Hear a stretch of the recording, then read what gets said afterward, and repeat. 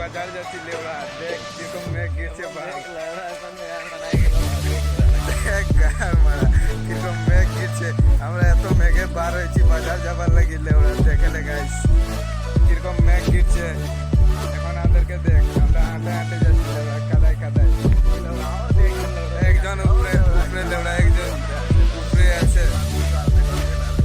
দেখ কিরকম জল লেওড়া, মেঘালয়ে এমন জল গিরেছে যে মানুষের ঘর ডুবাই দিছে। একে জুম করে দেখাই দিব বাবা।